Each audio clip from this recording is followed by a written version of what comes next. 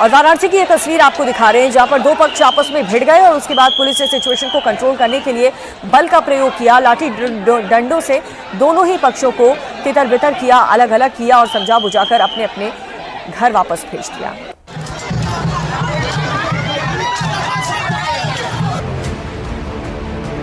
शहर अलग अलग हैं, राज्य अलग अलग हैं, लेकिन मुहर्रम पर ताजिया जुलूस के दौरान की तस्वीरें लगभग एक जैसी हैं। कहीं जुलूस में लाठी डंडे चले, कहीं तलवारें, तो कहीं पुलिस टीम पर ही हमला कर दिया गया। तस्वीरें बिहार के सीतामढ़ी से सामने आई हैं, जहां मुहर्रम पर ताजिया जुलूस के दौरान दो पक्षों में हिंसक झड़प हो गई। लाठी डंडे ही नहीं, तलवार से भी अटैक किए गए। जानकारी के मुताबिक ताजिया आगे बढ़ाने को लेकर विवाद शुरू हुआ था, जो देखते ही देखते मारपीट में बदल गया।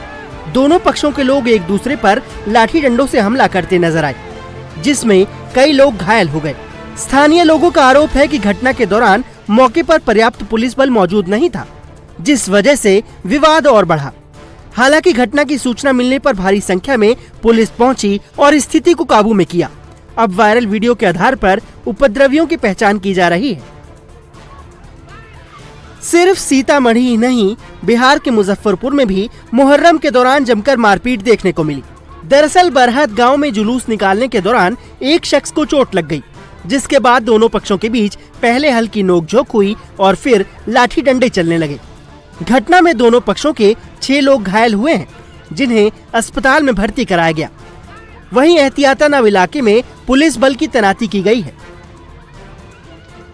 सीतामढ़ी और मुजफ्फरपुर में तो दो पक्षों में लाठी डंडे चले, लेकिन समस्तीपुर में मुहर्रम के जुलूस के दौरान तो पुलिस टीम पर ही हमला कर दिया गया। समस्तीपुर के रामनगर में उस समय माहौल हिंसक हो गया जब भीड़ में किसी ने पथराव किया। इसके बाद दो गुटों के बीच जमकर पथराव और मारपीट होने लगी। इस दौरान बीच बचाव करने पहुंची पुलिस भी उपद्रवियों के निशाने पर आ गई, जिसमें कई पुलिसकर्मी घायल हो गए। वहीं पुलिस अब पूरे मामले की जांच में जुट गई है। हुआ कि मतलब नागर बस्ती के पास जो है मतलब ईटा रोड़ा दोनों तरफ से बरसाने लगा, मतलब हिंदू और मुस्लिम दोनों में जम करके ईटा रोबाजी होने लगा, जिसमें हम लोग बीच बचाव करने के लिए गए, जिससे हमारा कपार फट गया। करीब करीब 2-4-5 पुलिसकर्मी को तो हम आँख के सामने देखे हैं जो रोड़ा पत्थर के कपार। वहाँ पर मुहर्रम के दौरान जैसे हिंसक झड़प हुआ था लोगों के समूह के बीच में, कितने लोग घायल हुए?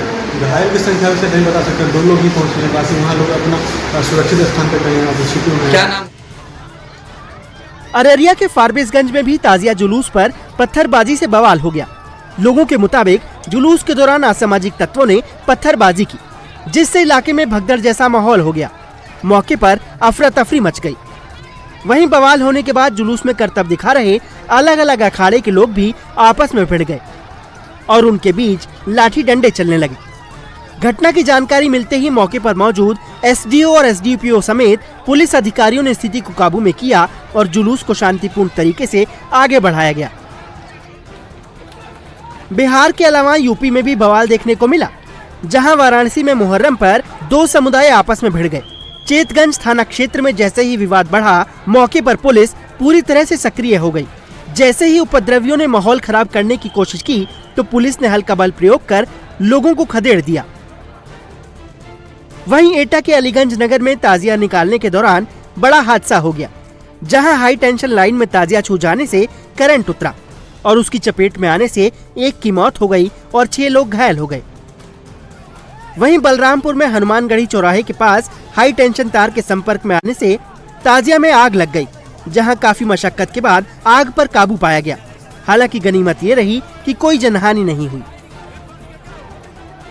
मुहर्रम पर शहर शहर बवाल देखने को मिला। हालांकि सभी जगहों पर हालात नियंत्रण में हैं और पुलिस कार्रवाई में जुटी है।